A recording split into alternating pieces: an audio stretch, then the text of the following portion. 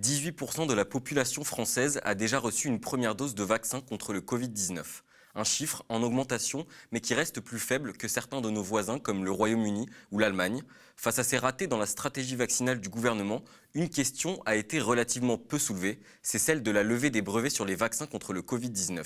Une question qui se heurte à la puissance des lobbies de l'industrie pharmaceutique. Cette question, on va l'aborder aujourd'hui avec notre invité, Jérôme Martin. Bonjour. Bonjour. Vous êtes cofondateur de l'Observatoire de la transparence dans les politiques du médicament. Vous êtes en faveur d'une levée des brevets sur les vaccins contre cette épidémie. Pourquoi ?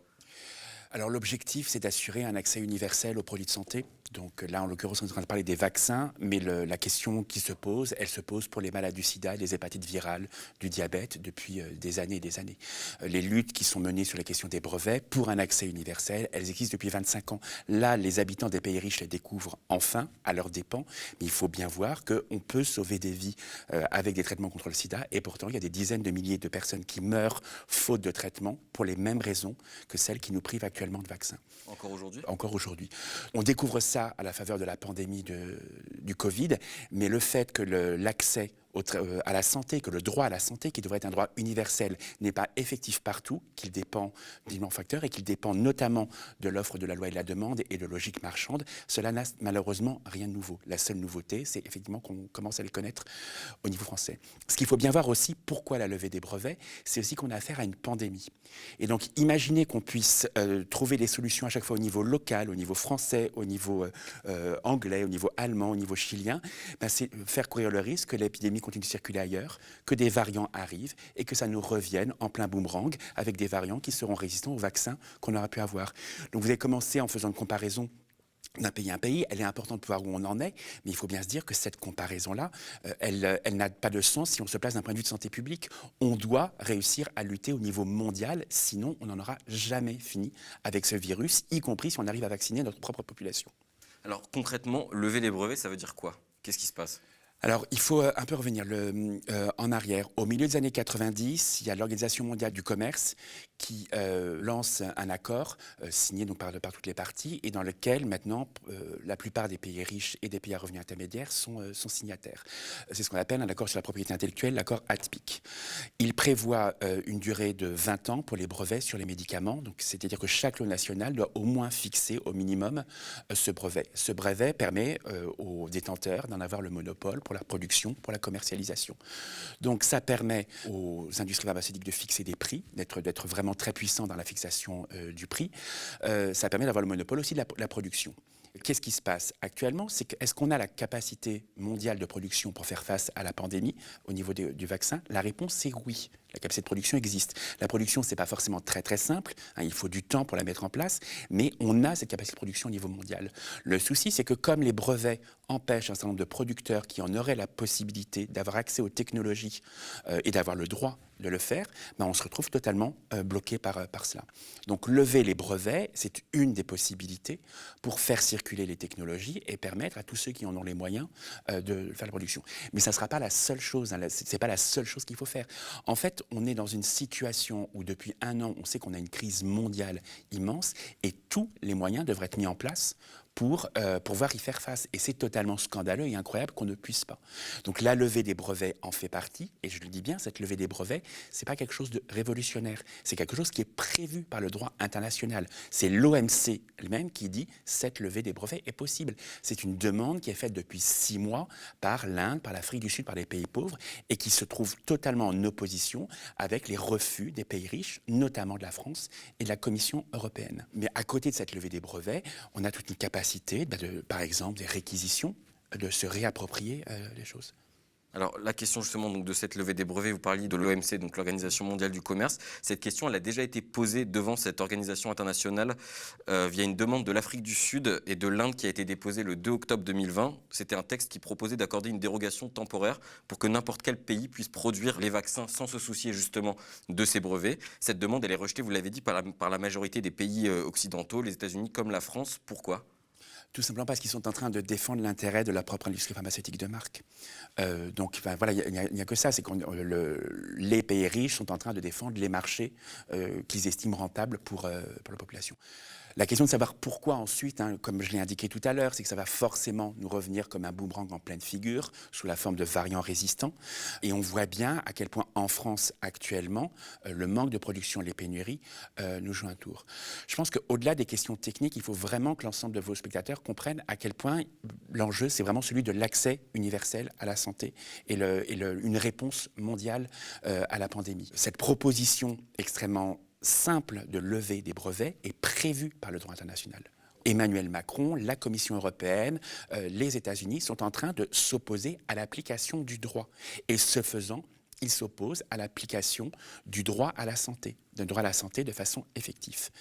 Il faut vraiment avoir ça en tête. Les questions de brevets, de propriété intellectuelle peuvent faire peur, peuvent donner l'impression que c'est extrêmement technique. Il y a un aspect technique qu'il faut un minimum connaître et maîtriser, mais derrière ça, la logique est très très simple. Il y a un droit à la santé qui est prévu par les textes internationaux.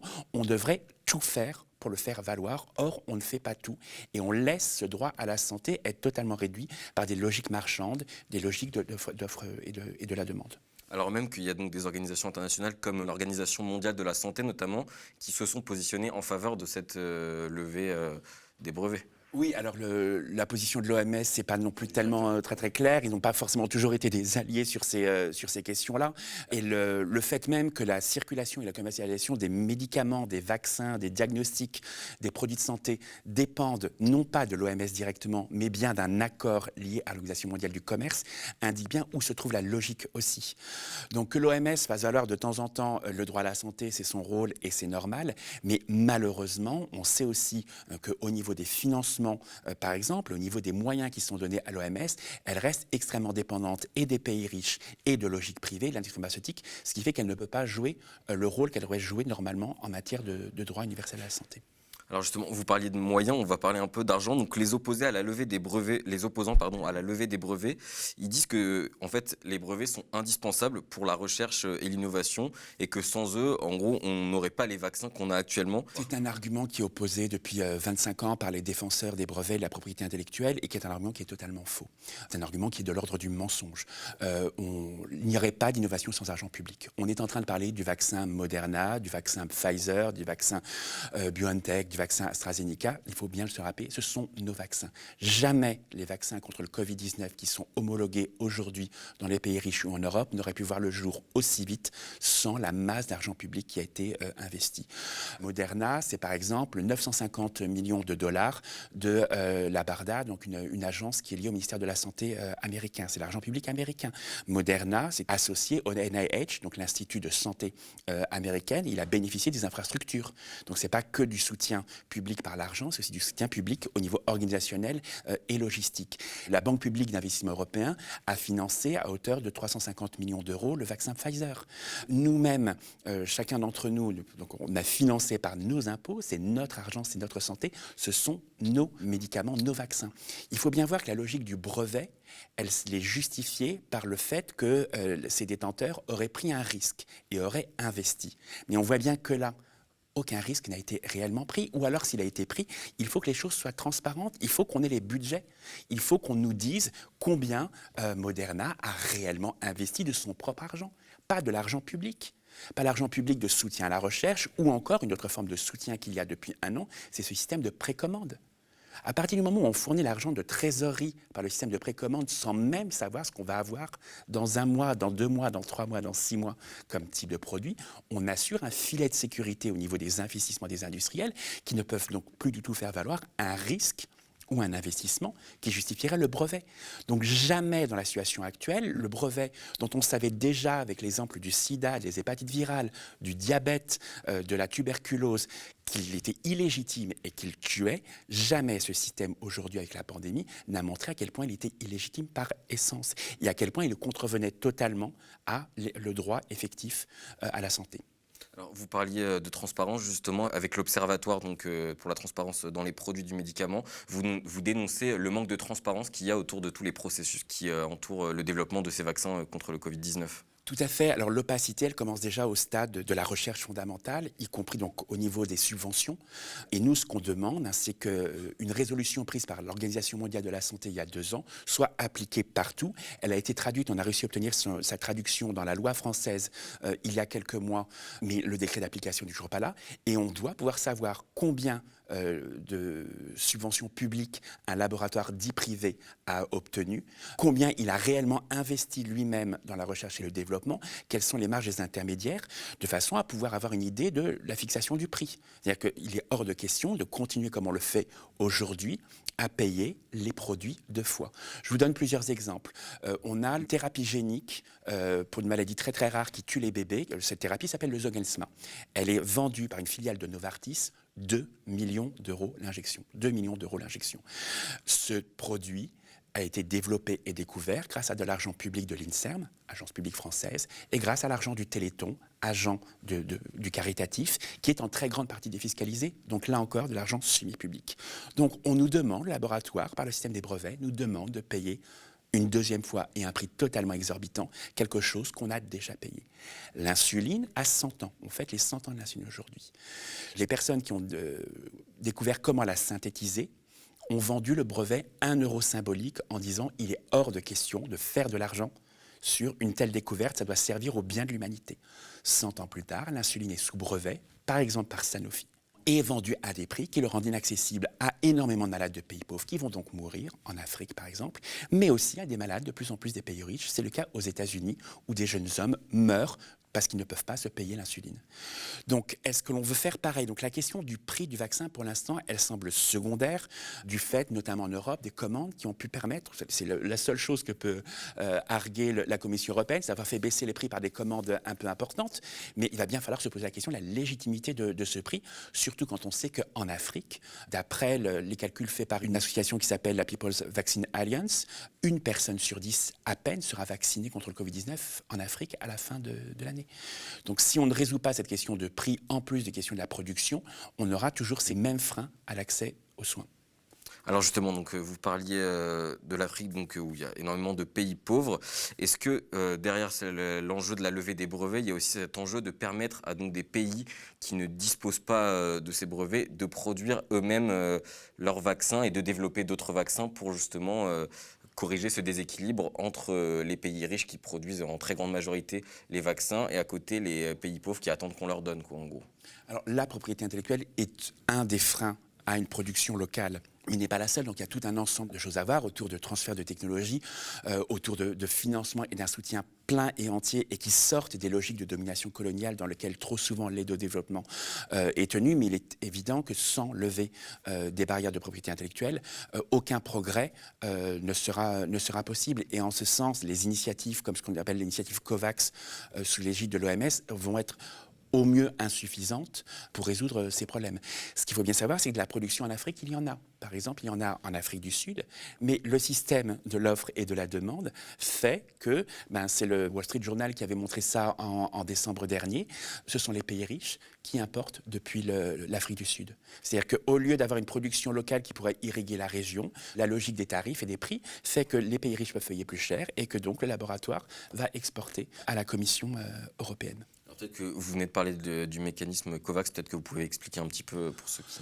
Alors, il s'agit d'une initiative portée par l'OMS pour de financement pour donner un accès au vaccin, qui est une initiative qui relève plus du caritatif en fait que de la politique. Et le caritatif, c'est très bien quand c'est porté par des ONG, mais de la part d'une instance censée faire valoir le droit à la santé, on doit attendre quelque chose de beaucoup plus exigeant pour ce droit à la santé qui est, il faut vraiment le répéter sans cesse, un droit universel, que rien ne devrait pouvoir entraver. Est-ce que vous pensez que l'accès à ces brevets et donc au développement de vaccins à l'échelon local dans d'autres continents comme l'Afrique, ça pourrait permettre d'éviter justement l'émergence de variants potentiellement plus résistants? C'est vraiment la condition sine qua non. C'est-à-dire que très très souvent, on a des personne, de toute tendance politique confondue, qui, quand on leur parle de tous ces moyens qu'il faudrait obtenir pour lever la propriété intellectuelle, pour assurer cet accès universel au traitement, on va nous répondre qu'on est des doux rêveurs, qu'on n'est pas dans le réel, etc. Mais le souci, c'est que depuis 25 ans, on aurait pu en finir avec l'épidémie de sida, on le sait. Hein, fournir des traitements à tout le monde permettrait de rendre la charge virale des personnes indétectables, et donc ça limiterait énormément la circulation du virus du sida.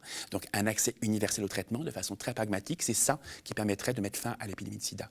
De la même façon, là, donner un accès universel au vaccin garanti à la fois par une levée des barrières de propriété intellectuelle, mais aussi par toute une accélération de la production, y compris par exemple par des systèmes de réquisition. C'est absolument indispensable. C'est une pandémie. Il faut rappeler, pandémie, ça veut dire partout. Donc si on se dit, tiens, je veux que des vaccins là, en Europe, là, dans les pays riches, et qu'on oublie les 3/4 du reste de la planète, le virus va circuler et va revenir sous une forme qui a toutes les chances d'être résistante au vaccin. Avec le système dans lequel on est actuellement, on en est pour des années et des années avec cette épidémie, en attendant une autre forme virale qui va arriver aussi. La question de la levée des brevets, on en parlait un petit peu, elle est indissociable de celle de l'influence des industries du médicament. Qu'est-ce qu'il faudrait faire pour que notre santé ne dépende pas du bon vouloir de ces firmes privées? Parce que c'est ce qui se passe finalement, quelque part. Dans le cadre actuel, qui reste restreint et limité, dans le cadre actuel, c'est utiliser toutes les possibilités légales qui existent de façon à faire valoir ce droit à la santé.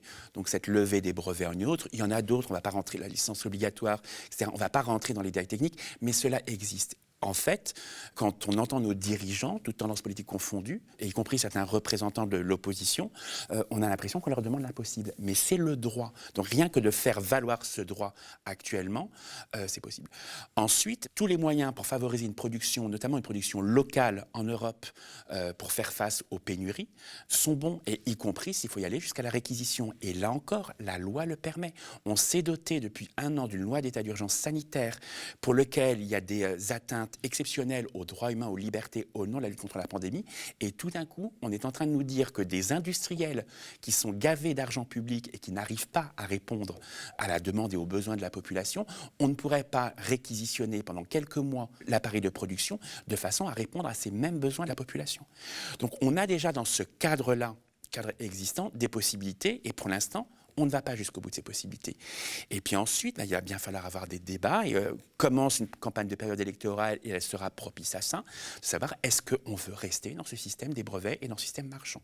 Et est-ce qu'on ne veut pas sortir à un moment ou un autre le médicament de cette logique marchande, par exemple par un pôle public du médicament qui, depuis la recherche fondamentale jusqu'à la commercialisation des produits, prendrait en compte les besoins des populations, pas forcément sous forme de nationalisation, ça peut être aussi une socialisation, une participation des ouvriers et des chercheurs, une participation des associations de patients, des représentants des usagers, des scientifiques, donc c'est une forme inédite, socialisée, d'une production de médicaments.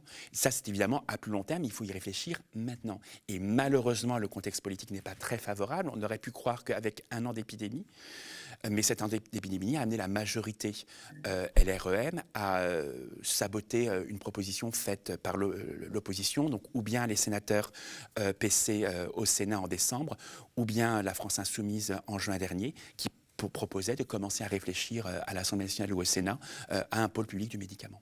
Vous parliez un peu donc, des dispositifs qui existent déjà actuellement pour accompagner la levée des brevets. Est-ce que vous pouvez développer un peu sur ces dispositifs-là? Il ne s'agit pas réellement de dispositifs accompagnant la levée des brevets, ce sont des dispositifs pour permettre l'exercice du droit à la santé et de fournir les produits dont toute la population a besoin. La première chose à faire, c'est la transparence sur l'ensemble de la chaîne des médicaments. On a évoqué la question de la transparence des financements pour pouvoir faire le coût, mais la question de la transparence s'exerce sur un autre domaine. Par exemple, dès l'année dernière, au moment où la puissance publique française, européenne, internationale finançait cette recherche des vaccins, on était en droit, et on avait même le devoir, d'exiger la publication des protocoles d'essai et des résultats intermédiaires. De cette façon, on pouvait commencer à avoir, par exemple, une première idée de rapport bénéfice-risque qu'il allait avoir, anticiper les effets indésirables des vaccins, commencer à promouvoir la confiance vaccinale, sans laquelle une campagne vaccinale, même si on augmente la production, sera toujours limitée. On pouvait aussi, avec ce phénomène-là, et je rappelle, ce sont nos vaccins, donc on était légitime à demander, le secret industriel n'a rien à faire par rapport à tout ça.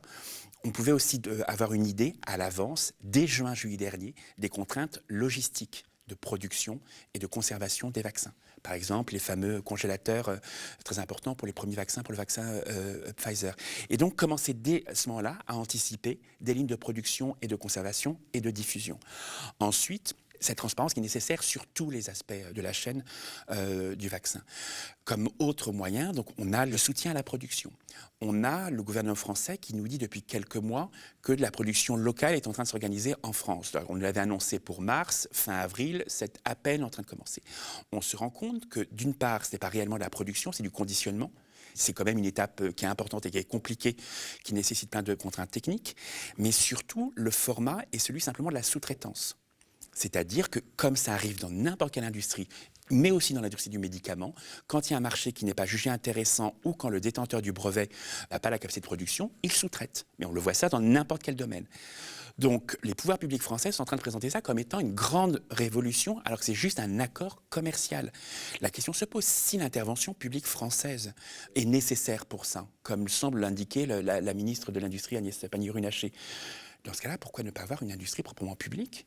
Pourquoi est-ce que l'argent qui serait nécessaire pour ces industries privées, je vous donne un exemple parmi les soi-disant producteurs locaux, donc il y aura Sanofi qui va conditionner un vaccin d'un autre en attendant d'être capable de produire le sien si jamais il arrive au bout de la chaîne de recherche. Alors que Sanofi reçoit depuis 11 ans au moins 150 millions d'aides publiques à la recherche, autant en matière d'aide publique à l'industrie, où ils ont reçu quand même 1,5 milliard d'euros de soutien à la recherche. Ils ont supprimé 2800 postes de chercheurs sur le territoire français, et ils ont désindustrialisé, ils ont fermé des usines. Et là, on est en train de nous dire que tout d'un coup, la puissance publique devrait intervenir pour qu'on rouvre des lignes de production pour faire face à la pénurie. Mais si c'est ça, dans ce cas-là, on réquisitionne, on s'approprie, et c'est de l'argent public, c'est notre argent. On a une gestion publique socialisée avec les syndicats de Sanofi, avec les représentants des usagers, avec toutes les personnes, toutes les parties concernées, une gestion inédite. Et on ne présente pas un simple contrat de sous-traitance qui est l'habituel comme une solution, alors que ces contrats de sous-traitance permettent en fait aux détenteurs de brevets de contrôler le marché. Et donc, le problème de départ n'est pas résolu. Aujourd'hui, il y a encore beaucoup de méfiance suscitée par les vaccins au sein de la population française, puisqu'on a d'un côté effectivement le problème de la distribution des vaccins, de la production, etc., mais le problème aussi de l'acceptabilité de ces vaccins par la population. Et il faut dire que la suspension temporaire d'AstraZeneca il y a un mois, elle n'a pas aidé non plus. Est-ce que vous pensez qu'une plus grande transparence, ça pourrait aider aussi à ce niveau-là et dissiper les craintes de beaucoup de gens qui n'ont pas envie d'aller se faire vacciner parce qu'ils ont peur des effets secondaires, etc. Oui, une plus grande transparence et puis une plus grande culture de santé publique, pas uniquement pour l'ensemble des citoyens, mais aussi pour nos élites, parce que ça manque réellement. Comment s'étonner que vous, moi, que les citoyens soient méfiants ou sceptiques sur un produit de santé qui a été développé en un temps si record? On peut saluer la prouesse scientifique et technologique, mais on doit aussi reconnaître qu'il y a un vrai souci. On est tous face à un dilemme. On veut une solution rapide et en même temps, le temps de la recherche et du développement pour avoir des produits efficaces et sûrs demande du temps. Donc ce dilemme-là, il faut le résoudre. Et on ne peut le résoudre que par un choix collectif. Et ce choix collectif, il doit être éclairé par la transparence. Donc comme je l'ai indiqué tout à l'heure, transparence sur les résultats intermédiaires des essais, mais aussi sur le protocole lui-même.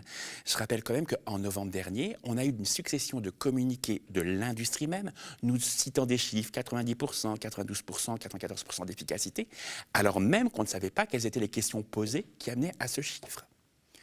Énormément de personnes pensent encore que les vaccins, tels qu'ils ont été homologués, permettaient d'éviter une contamination. Or, la preuve qui a été apportée par les études, ce n'était pas éviter une contamination, c'est éviter des formes graves de l'infection. Il semble que là, avec le recul, et notamment dans des pays qui ont particulièrement bien vacciné comme Israël, ça ait aussi un impact populationnel en matière de transmission de l'infection. Mais au moment où ils ont été homologués, le seul intérêt qu'il y avait, je dis le seul, mais c'était évidemment un intérêt énorme, c'était d'éviter des formes graves de l'infection. Mais si l'ensemble du grand public, mais y compris des journalistes et y compris des représentants politiques, sont convaincus que ça empêche une contamination et qu'en fait ça ne le fait pas, ben forcément qu'on crée la défiance vaccinale au moment. Donc là, il y a un vrai problème de culture de santé publique, de transparence sur les protocoles d'essai qui a manqué. C'était aussi le devoir du gouvernement et des agences médicaments d'assurer cette transparence. Autant il faut combattre la récupération politicienne de cette méfiance qui prend la forme du complotisme, d'un discours anti-vaccin agité par un certain nombre d'élites, mais on ne peut pas opposer à une méfiance tout à fait légitime, simplement ça. Et je rajoute une chose, c'est quand je parle de manque de culture de santé publique, Ce même dilemme-là, il s'est posé à d'autres périodes récentes. Dans les années 90, quand les traitements contre le sida sont arrivés, qu'ils allaient sauver des vies, les malades du sida allaient mourir, il y avait des molécules dans les tuyaux, dans les recherches. Les associations de malades du sida, Acte Paris en premier, ont milité pour que les gens aillent dans ces essais. Et quand les homologations tardaient, ils se sont battus pour obtenir une mise à disposition rapide. Mais ils l'ont fait non pas comme ça, mais en exigeant les protocoles d'essai, les résultats, de façon à pouvoir alerter tout le monde sur le rapport entre les bénéfices et les risques, notamment les effets indésirables des traitements. Et ils se sont battus, on s'est battu, parce que j'y étais à ce moment-là, on s'est ensuite battu pour que, alors même qu'on avait fait bénéficier l'industrie pharmaceutique d'une mise à disposition rapide, l'industrie pharmaceutique assure des essais ensuite et améliore les traitements en matière de nocivité et d'efficacité ensuite. Donc on avait des modèles d'intervention pour résoudre. Alors résoudre ce dilemme, c'est impossible, puisque la situation, elle est telle, on a l'urgence d'un côté et on a le temps de la recherche de l'autre. Mais en tout cas, pour aider à éclairer ce choix collectif, on avait déjà des modèles qui existaient. Et de toute évidence, la puissance publique s'est totalement enfermée dans une cellule de décision totalement coupée des forces vives qui avaient une expérience sur ça. Merci Jérôme Martin d'être venu sur le plateau du Média TV. Donc je le rappelle, vous êtes cofondateur de l'Observatoire de la transparence dans les politiques du médicament. Merci à vous. Discrimination, racisme, violence policière, à l'heure où ces thématiques s'imposent dans le débat public, après des dizaines d'années de silence médiatique, aux médias, nous nous efforçons de couvrir ces affaires, donner la parole aux victimes de violences plus souvent et pas à leurs bourreaux, raconter les luttes de ces victimes qui se battent pour leur dignité et le droit au respect et à la justice, recevoir aussi les intellectuels qui travaillent sur le racisme systémique, analysent ses conséquences sur la vie des personnes non blanches, avec ou sans papier, mettre en lumière les pratiques scandaleuses qui affectent les réfugiés sur le sol français. Mais pour cela, nous avons besoin de vous. Le média se transforme en SKIC, en coopérative, et pour accompagner cette transformation, nous avons besoin de votre soutien. Achetez des parts, rejoignez-nous pour participer au développement d'un média indépendant, la première coopérative audiovisuelle médiatique de France.